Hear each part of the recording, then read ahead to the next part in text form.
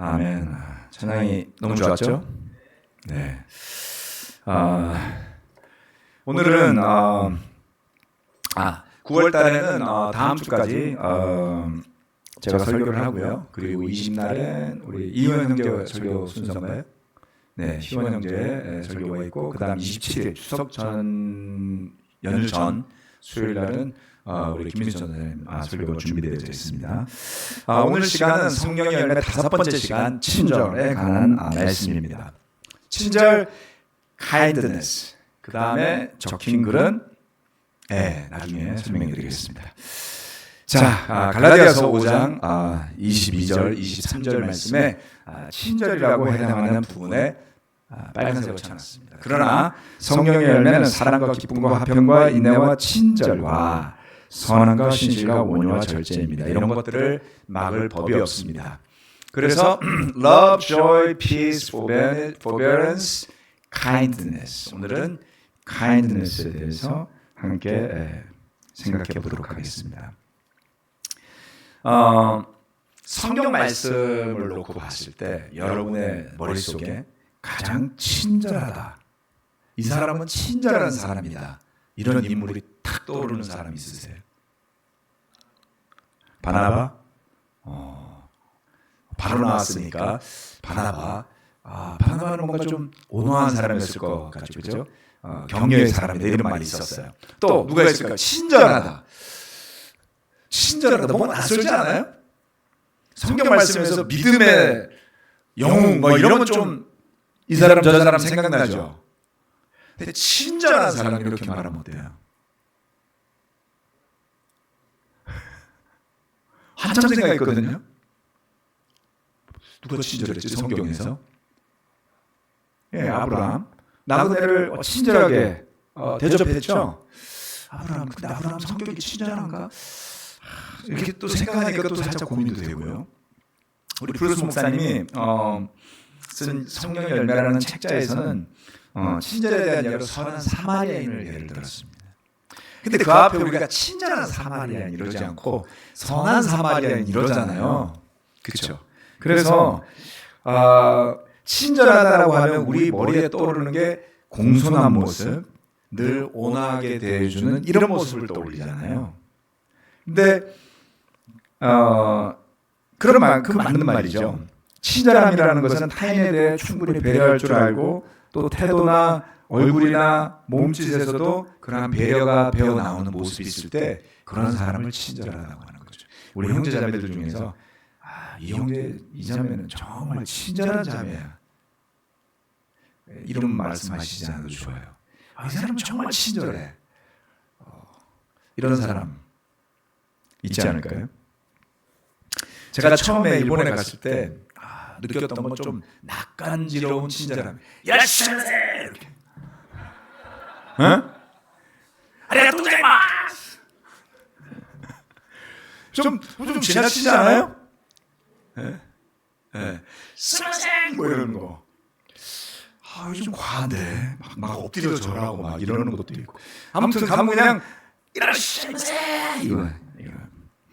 그렇게 한 6년을 살다가, 여러분 제가 사회생활을 한국에서 안 해봤잖아요. 저는 사회생활을 못 해봤단 말이에요. 고등학교 졸업하고 상한학교 가고 장교로 5년 살고, 그리고 저는 사회생활을 일본에서 처음 해본 거예요. 동사무소도 저는 일본 가가지고 제대로 해봤고요.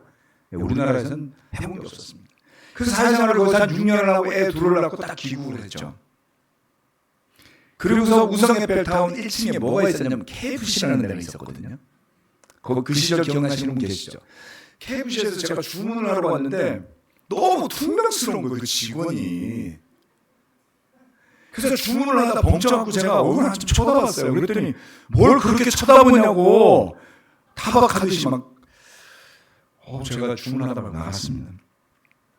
요즘 KFC는 주문을 키오스크가 받아주죠. 동사무소를 가도 그렇고, 이게 우리나라가 이렇게 불친절했나, 이런 생각. 이 2000년도 제가 귀국해서 2001년도에는 살짝 조금 느낀 적이 있었습니다. 그런데 요즘은 어때요? 우리나라도 어디나 가나 친절하지 않나요? 뭐 관공서, 심지어는 경찰도 막 너무 친절해. 그래서 범죄자한테까지도 막 친절해. 거꾸로 막 얻어맞아. 아니 진짜 일본에서 그랬었거든요. 일본에서 경찰들은 살짝 호구로 생각해요. 그 사람들이 경찰서 언제 가냐면 길 모를 때 길 물어보러 가요. 그 굉장히 친절하게 안내해주고요. 그리고 유학생들은 심지어는 차비가 떨어지면 경찰서 가서 좀 빌려달라고 그래요. 옛날 일본 순사가 그랬을까요? 근데 딱 가면 일본 순사 느낌의 그 모자를 쓴 사람들이 있는데 그렇게 착해. 그러더니 우리나라 경찰도 착해지더라고요. 자, 그래서 그러한 시대상인지는 모르겠지만 드디어 우리나라도 모든 점원들이라든가 어떤 서비스 업종에 하는 사람들은 정말 좀 간드러질 정도로 친절한 시대가 되었는데요. 우리 서로 간에 베푸는 친절에서는 좀 어떨까요? 네. 제가 서두에 말씀드렸다시피 성경에 나오는 이름 있는 인물 중에 친절한 이미지를 생각하려니까 좀 어려웠어요. 왜 그럴까? 예. 성경 말씀에 나오는 장면들이나 그런 유명한 아주 이름 있는 사람들은 대체적으로 어떤 믿음과 관련된 일, 내지는 뭐 전쟁, 어떤 투쟁, 뭐 갈등 이런 것들이 너무나도 리얼하게 그려져 있어서 정말 요셉이라 그러면 믿음에 관해서는 정말 놀라운 사람이잖아요. 근데 요셉 친절하네 이렇게 생각하면 형들 막 무시하고 까불고 그죠? 그 별로 친절했을 것 같지가 않은 거예요. 그렇다면 내가 가지고 있는 친절함이라는 개념이 그냥 일반적 사회생활에 대한 개념으로 자리 잡힌 것 아닐까? 이런 생각을 한번 해봤고요. 그 다음 그럼에도 불구하고 성경 말씀에서 친절이라는 덕목, kindness라는 덕목을 이렇게 성령의 열매로 포함시켜 놓은 것은 분명 의미가 있을 것이다 라는 생각이 들었습니다. 그래서 성령님의 힘이 역사하는, 각 사람에게 역사하는, 움직이는, 일하는 그 힘 중에 왜 이 친절이라는 단어가 들어가 있는지를 의미에서부터 한번 찾아보도록 하겠습니다. 친절이란 단어를 헬라어로는 크레스토테스라고 불러요. 크레스토테스. 한글도 있고 옆에 헬라어도 적혀 있습니다. 원래는 크레스토스라는 형용사에서부터 온 명사입니다. 명사인데요. 뜻이 굉장히 여러 가지가 있어요. 첫 번째는 정직하다 이런 뜻도 있어요. 정직함, 존경할 만함, 훌륭함 이런 뜻을 가지고 있다고 합니다. 두 번째는 친절함, 우호적임, 온화함 이런 단어가 있다는 거죠. 그런데 크레스토테스라는 단어의 원형인 크레스토스라는 형용사는 영어로만 제가 뜻을 한번 읽어드릴 테니까 한번 여러분 떠올려 보세요. fit하다는 거예요. fit. 요즘 fit는 어디다 써요? fitness에 쓰죠. 몸이 딱 좋으면 fit하다 이렇게 쓰잖아요. 형용사의 뜻은 그래. fit for use라고 합니다. useful. 쓸모가 있다라는 뜻인 거예요. 친절한 거하고 좀 다르지 않나요? 그 다음 두 번째 뜻으로는 mild하다, 온화하다. 이건 조금 느낌 있죠? 그 다음 pleasant하다. pleasant한 건 뭐예요? 사람이 좀 활기가 있는 거예요. 우울하지 않은 거죠. 그죠? 친절한 사람은 에너지가 있는 겁니다. 예. kind하다, benevolent하다. 이렇게 되어 있죠. 네. 그래서 이와 같은 친절함이라는 단어를 가지고 검색을 해보면 어떤 성경 구절이 나올까요? 제가 그래서 친절을 치고 쫙 검색을 했더니 이게 한글로 나오는 거잖아요. 그래서 보니까 어원이 다른 단어가 검색이 되더라고요. 그래서 다시 사전을 뒤져서 이 크레스토테스라는 헬라어가 원어로 들어가 있는 성경 구절을 찾아서 번역을 된 것들을 몇 가지를 오늘 뽑았습니다. 놀랍게도요, 이 친절이라는 단어, 크레스토테스라는 단어는 구약 성경에서도 쓰여요. 70인역이라는 그리스어로 된 성경이 있잖아요. 이제 여러분 그거 다 아시죠? 대단한 거예요. 70인역 성경을 다 아시니까. 그 성경에서 히브리어가 번역이 됐는데 번역된 원 히브리어는 뭐냐면 토브라는 단어예요. 토브라는 단어는 좋다는 뜻이에요. 하나님이 천지를 창조하신 다음에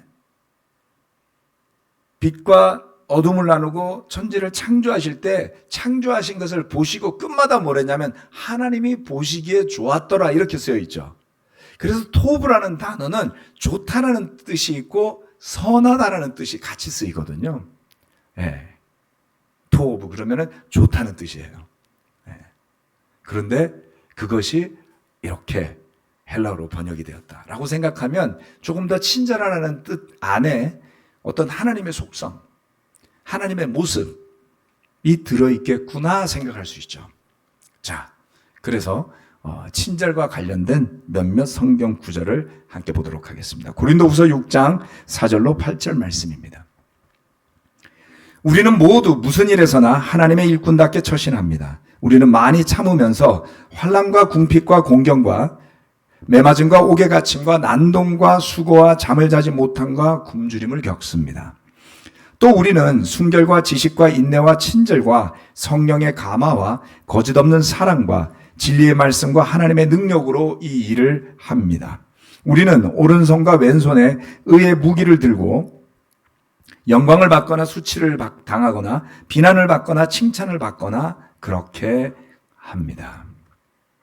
여기에 보면 6장 6절 말씀에 인내와 친절과 라고 하면서 친절이라는 단어가 살짝 들어가 있죠.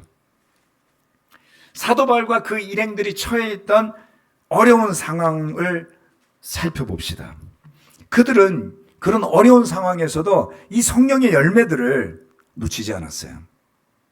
사람들의 반대와 핍박, 4절 5절 말씀은 그들이 겪었던 어려움을 간략하게 묘사하고 있습니다.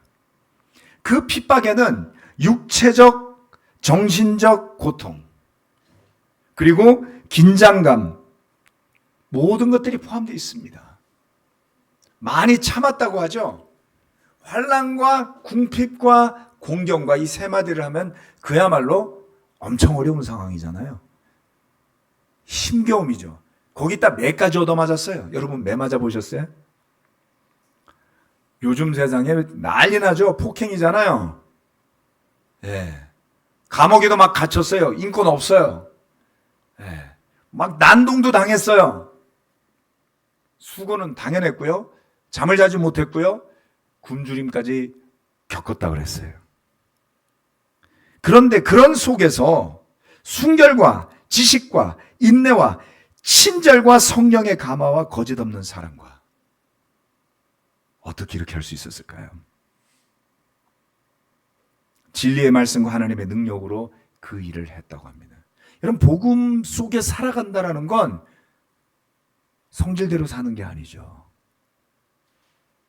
내가 어떤 일을 당했건 내가 그 일을 당했다고 해서 내 감정을 마구잡이로 정당화하지 말아야 하는 것입니다. 내가 어떤 힘겨운 일을 당했건 내가 짓는 죄는 결코 하나님 앞에서 정당화되지 않는다. 바울과 그의 일행들은 그 성령의 열매, 태도, 성령의 감화, 그 가운데 친절을 놓치지 않았다.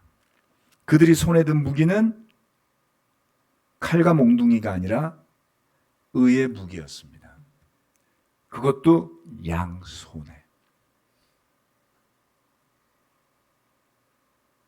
진리의 말씀과 하나님의 능력으로 이 일을 합니다. 제자답게 산다는 것은 내가 잘나서 사는 삶이 아니죠.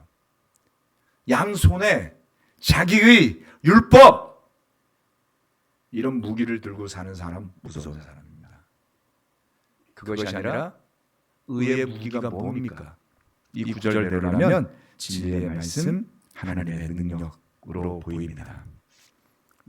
영광을 받거나 수치를 당하거나 비난을 받거나 칭찬을 받거나 그렇게 합니다. 때로는 우리가 상처받았다는 이유로 함부로 하는 행동과 말을 정당화할 때가 있습니다.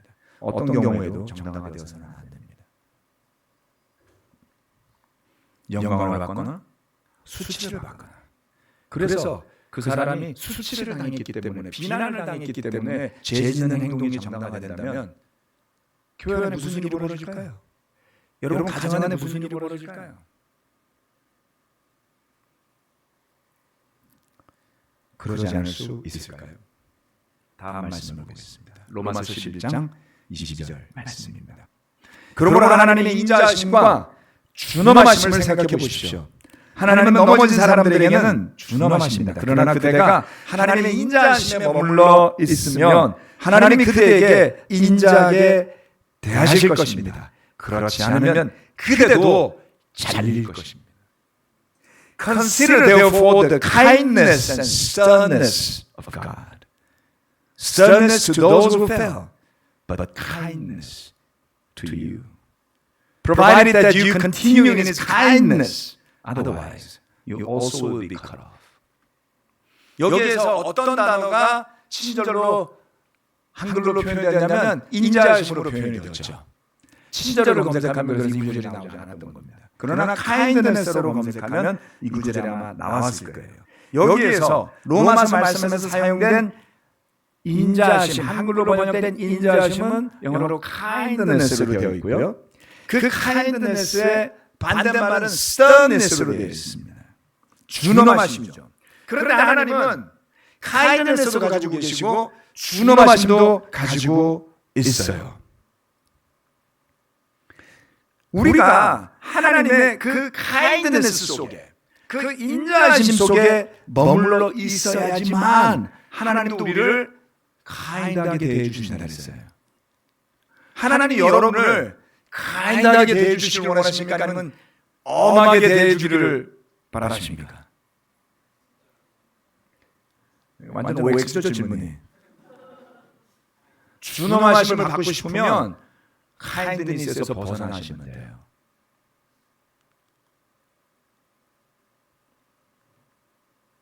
그렇지 않으면 그대도 잘릴 것이라고요. 이 말씀은 하나님의 인자하심, 크레스토테스, 친절을 말하고 있는데요. 우리가 그 하나님의 인자하심 속에 머물러 있을 때 이것은 무엇을 이야기할까요? 우리도 하나님의 인자하심을 따라 인자함, 하나님의 kind하심을 따라 kind함. 그렇죠? 그 모습을 가지고 있어야 한다는 겁니다. 친절하고 우호적이고 온화하고 존경할 만하고 훌륭한 모습을 지니라는 거죠.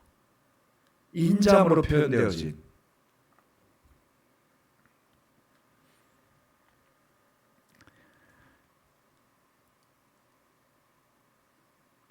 이것은 매우 중요합니다.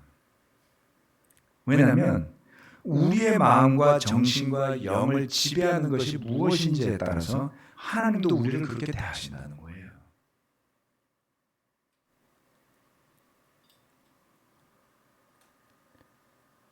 그렇다면 우리 스스로 마음가짐을 가질 때에 좀 더 신경을 쓰게 되지 않을까요? 아니 그냥 내 멋대로 살래 라고 할 거면 왜 우리가 예수님을 따라가겠습니까? 어느 한순간도 예수님은 내 멋대로라고 하시지 않았어요. 세상은 내 멋대로 사는 삶을 좋게 그리지만 여러분 멋대로 살면요 망가지게 돼 있어요. 하고 싶은 거 마음대로 하고 감정 끌리는 대로 한번 살아보십시오. 결과가 어떻게 될지. 성경 말씀은 그렇게 살지 말라 그랬어요. 이 세상의 풍조를 따르지 말라 그랬습니다. 그리스도 예수를 따르라고 했고 성령의 열매를 흠모하라고 했죠. 자신의 마음가짐과 태도를 자신의 감정의 상태대로 내버려 두지 않는 것. 그래서 우리는 그 유혹 사이에서 감정대로 가고 싶은 것과 고민하고 기도하면서 영성을 세우는 쪽과 상충하게 되겠죠. 바울 사도도 그것 때문에 고민한다 그랬는데 우리에게 그 고민이 없으면 뭔가 문제가 있는 거예요. 너무 마음 편해. 난 너무 괜찮아. 난 너무 의로워. 난 너무 착해. 난 구원 받았어. 끝났어. 내 멋대로 살 거야. 마지막에 그 말은 안 붙이지만 결론은 그거예요. 난 너무 의로우니까 널 판단할 수 있죠. 난 너무 오르니까 네가 잘못된 거잖아요. 이런 생각이 들 때 여러분 두려워지셔야지 돼요.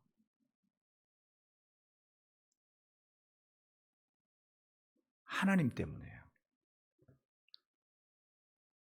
디모데후서 3장 4절 5절 말씀. 그러나 우리의 구주이신 하나님께서 그 인자하심과 사랑하심을 나타내셔서 우리를 구원하셨습니다.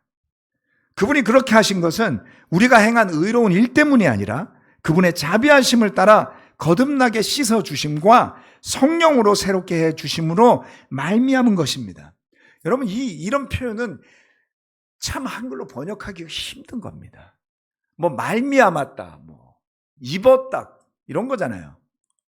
그렇죠? 이 개념이 우리나라 언어에 사실은 없는 거예요. 수동태잖아요. 중고등학교 때 영어 시간에 배웠던 수동태. 우리나라는 수동태가 없으니까 뭐를 받았다, 뭐 입었다 이런 표현을 쓰죠. 의롭다함을 받았다, 의롭게 되었다. 딱하니 수동태가 없어요. 헬라어와 영어에는 그 수동태라는 것이 단어를 변형시키면 내가 되어진 그 개념이 존재한단 말이에요. 그래서 사실 우리가 하나님의 은혜를 입는다라는 개념이 문화와 언어적으로 봤을 때 굉장히 불편한 개념이라는 것을 제가 오랜 시간 공부하면서 깨달은 겁니다. 여기에 익숙해져야지 돼요. 여기에 익숙해져야지 돼요. 이 말씀은 방금 읽은 로마서 말씀을 뒷받침하지 않습니까? 하나님의 자비하심, 인자하심, 그렇죠? 그 인자하심은 뭡니까? 우리를 친절하게 대해주심. 하나님이 우리를 친절하게 대해주심. 그 때문에 우리가 구원받았다는 거예요. 그 하나님의 친절하심은 사랑과 연결이 된다는 겁니다. 우리가 죄 씻음 받고 거듭날 수 있게 된 것, 그것은 그분의 자비하심을 따라 성령으로 새롭게 해주심으로 말미암았다. 그로부터 되어진 일이지 우리의 자격이나 우리의 힘이나 우리의 노력이 개입할 여지가 없는 것이라는 거예요. 그래서 우리가 이것을 은혜라고 부를 수 있지 않습니까? 그렇다면 그런 하나님의 택하심을 입은 사람답게 우리가 살아야 할 태도와 마음가짐은 당연히 그 모습을 따라 사는 것이죠. 예수님은 공공연하게 그것을 요구하셨어요. 10,000달란트 빚진 사람이 자기가 그것을 면제받고 나서 자기한테 얼마 빚지지 않은 동료의 멱살을 잡고 빚 갚으라고 했던 이야기를 알고 계시죠? 자기는 갚을 수도 없는 빚을, 평생을 해도 갚을 수 없는 빚을 탕감받은 사람이 자기에게 요만큼 빚진 사람의 멱살을 쥐어 잡았을 때 하나님은 기쁘게 여기시지 않았어요. 우리가 우리 서로를 어떻게 대해야 할까요?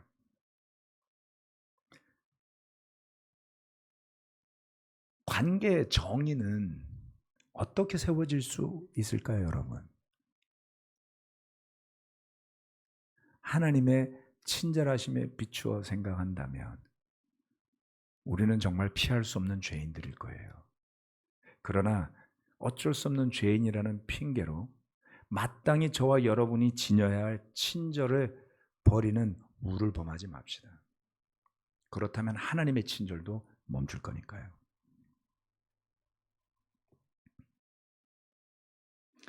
이와 같은 하나님의 모습, 특성이 성령의 열매로 우리 삶에서 맺힐 때 우리가 그 은혜에 합당한 모습으로 되어질 수 있습니다. 거기에 합당하다라는 표현도 사실 우리말에는 잘 맞지 않는 표현이다라는 생각이 갈수록 듭니다. 골로새서 3장 12절 말씀. 그러므로 여러분은 하나님의 택하심을 입은 사랑받는 거룩한 사람답게 동정심과 친절함과 겸손함과 온유함과 오래 참음을 옷 입듯이 입으십시오. 네, 그렇죠? 여기에 친절함이 나옵니다. 동정심과도 연결되어 있고요. 그 친절함은 사랑과도 연결되어 있고요. 겸손함과 온유함과 오래 참음, 지난주에 배웠던 인내와도 연결이 되어져 있습니다. 어느 하나의 가치가 따로따로 떨어져 있는 것이 아니라 이런 모든 가치는 상승작용을 하는 것 같아요. 그래서 나는 사랑은 되게 많은데 인내는 없다, 이렇게 생각하시면 안 됩니다. 나는 인내는 되게 잘하는데 친절하지 않아. 이것도 뭔가 문제가 있는 거예요. 그렇죠? 그래서 마치 뭔가 빈익빈 부익부라는 말이 있잖아요. 더 가진 사람은 더 있어 넘치게 하고 없는 사람이 있는 것마저 빼앗긴다라는 것은 세상의 부에 대한 말이 아니고 영적인 태도에 대한 말이에요. 성령의 열매는 맺어가면 맺어갈수록 더욱더 상승 효과를 거두게 되고요. 그것이 부족하면 부족할수록 급격하게 불신의 경지로 가게 되는 겁니다. 명품만 걸치면 뭐 하겠습니까? 그 사람이 명품이 되어야죠. 그럼 사람이 명품이 될 수 있을까요? 예, 성령의 열매를 더덕더덕 걸치시면 됩니다. 명품이 나쁘지 않다니까요. 여력이 되시면 많이 하십시오. 그러나 돈 없이 최고의 명품을 여러분이 지니시게 되는 거죠. 하나님의 친절하심이 우리에게 있어야 할 뿐만 아니라 옷 입듯이 입어야 한다. 옷 벗고 다니는 사람 없죠? 예, 하루 종일 우리는 옷을 입고 다닙니다. 이것은 아주 일상적이라는 뜻이죠. 너무나도 당연하다는 뜻이죠. 이 친절함의 의미를 좀 더 깊게 한번 새겨봅시다. 그냥 이라시아이마세 이게 아니고요. 이게 아니고요. 그것도 친절이지만 하나님의 친절하심을 닮은 친절이 우리 안에 자리 잡을 수 있다면, 가정에서, 그리고 소그룹 안에서, 그리고 교회 안에서. 오늘 설교 말씀 이걸로 마무리가 되는데요. 결론은 이 세 가지입니다. 친절, kindness, 크레스토테스라는 단어의 의미를 가지고 볼 때 첫 번째, 친절, 인자함은 하나님의 특성이라는 겁니다. 두 번째, 친절 없이 구원은 없죠. 그렇죠? 하나님이 우리에게 친절하시지 않았다면, 하나님이 인자하시지 않았다면 우리에게 구원은 없는 거잖아요. 즉 친절은 선택사항이 아니라는 겁니다. 그러면 우리의 친절은 어때야 될까요? 유추해 보시기 바랍니다. 세 번째, 그러므로 우리도 그와 같은 마음가짐과 성품으로 서로를 친절하게 대하기에 힘써야 한다. 그래서 하나님의 말씀에서 나타내는 특성들에 대해서 이제 나이가 들어갈수록 우리가 좀 더 진지해지고, 그리고 그러한 것들이 점점 우리 안에 성령의 열매로서 자리맺힐 수 있도록 이번 한 주도 묵상해 보시고 힘써 보시기를 권해드리겠습니다. 기도하고 마치겠습니다.